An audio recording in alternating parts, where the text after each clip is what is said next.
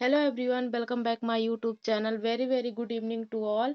आज हम बात करने वाले हैं इंग्लिश के टू बी और टू हैव के कॉन्सेप्ट के बारे में, जो कि हमें चाहे वो स्पोकन इंग्लिश के लिए हो चाहे ग्रामेटिकली हो, इसे सबसे पहले पढ़ना चाहिए।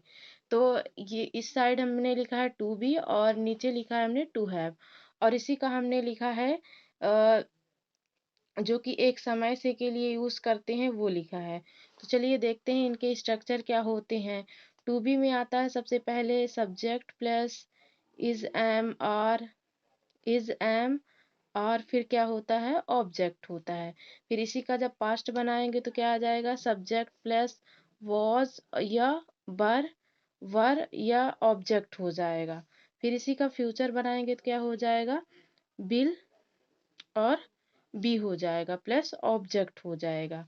और इसी का टू हैव बीन में बनाएंगे। टू हैव बीन में क्यों बनाते हैं, क्योंकि ये बी का क्या होता है थर्ड फॉर्म होता है। और इनका इसका मतलब क्या होता है, जैसे कि बी का मतलब क्या होता है कि कुछ ना कुछ होना, जबकि टू हैव बीन का मतलब होता है एक समय से, एक समय से कुछ ना कुछ, एक समय से कुछ ना कुछ होना। इसका स्ट्रक्चर क्या होगा तो सब्जेक्ट होगा, फिर इसके में क्या आ जाएगा तो हैव, हैज या हैव बीन आ जाएगा, बीन आ जाएगा, बीन, फिर ऑब्जेक्ट, फिर प्लस सिंस या टाइम, सिंस या फॉर, फिर टाइम। इसका पास्ट बनाएंगे क्या आ जाएगा सब्जेक्ट प्लस हैड आ जाएगा, फिर बीन आ जाएगा, फिर ऑब्जेक्ट आएगा, और फिर सिंस या क्या आ जाएगा फॉर आ जाएगा, फिर क्या आ जाएगा टाइम आ जाएगा, फिर क्या आ जाएगा सब्जेक्ट प्लस क्या आ जाएगा will have been plus object, object plus since या फॉर आ जाएगा। फिर इसी तरह नीचे में देखेंगे तो टू हैव का मतलब क्या होता है कुछ ना कुछ क्या होना, कुछ कुछ करना, कुछ क्या होना पास होना होता है। जबकि इसी का जो वो बना है तो इसमें इसका हैव का थर्ड फॉर्म क्या होता है हैड होता है। इसका मतलब क्या होता है एक समय से कुछ ना कुछ पास होना होता है। तो इस चलिए इसका स्ट्रक्चर देख लेते हैं। तो इसका स्ट्रक्चर होगा सब्जेक्ट प्लस हैज या हैव प्लस ऑब्जेक्ट। फिर इसका इसी का क्या हो जाएगा तो अ, इसी का पहले पास्ट बना लेते हैं subject plus had plus object, फिर फ्यूचर हो जाएगा will have, will have plus object हो जाएगा। फिर इसी का टू हैव बीन में बना लेंगे। इसका मतलब है कि एक समय से कोई चीज अपने पास एक समय से है, तो इसका क्या हो जाएगा सब्जेक्ट प्लस हैज या have plus had plus object plus since या फॉर प्लस टाइम हो जाएगा। फिर इसी का पास्ट बनाएंगे तो क्या हो जाएगा पास्ट में हो जाएगा subject plus had plus had plus object हो जाएगा, फिर सिंस या फॉर, और फिर हो जाएगा फ्यूचर में subject plus will have, will have plus had plus object and since या फॉर प्लस क्या होता है टाइम होता है।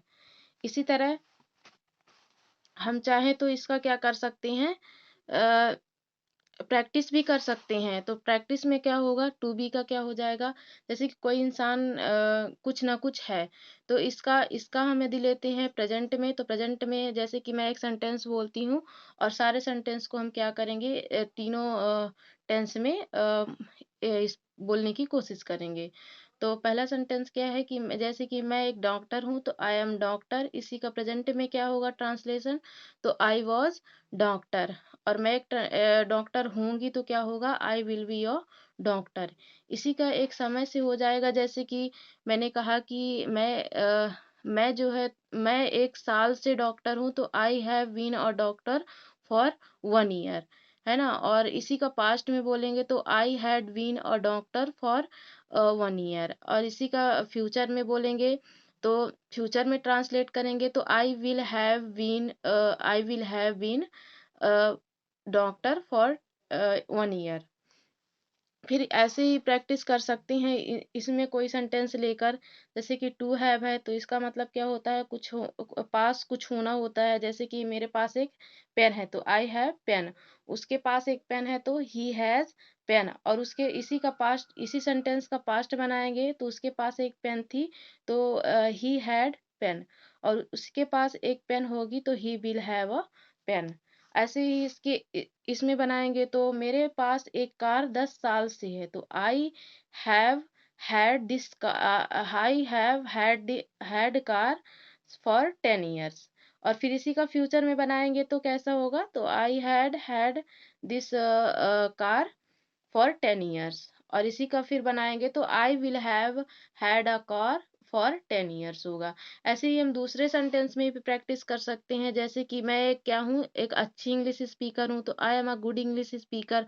वह एक अच्छी इंग्लिश स्पीकर है तो he he is a good English speaker. और वह एक अच्छी इंग्लिश स्पीकर थी, यदि उसी को पास्ट में बनाएंगे तो क्या होगा, he was good English speaker. और वह एक अच्छी इंग्लिश स्पीकर होगी तो क्या होगा, he will be a good English speaker.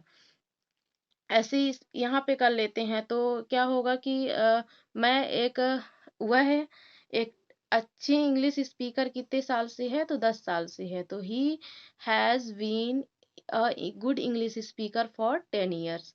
और वह एक अच्छी इंग्लिश स्पीकर 10 साल से थी तो ही हैड बीन, वह एक अच्छा इंग्लिश स्पीकर 10 साल से था तो he had been a good English speaker for 10 years.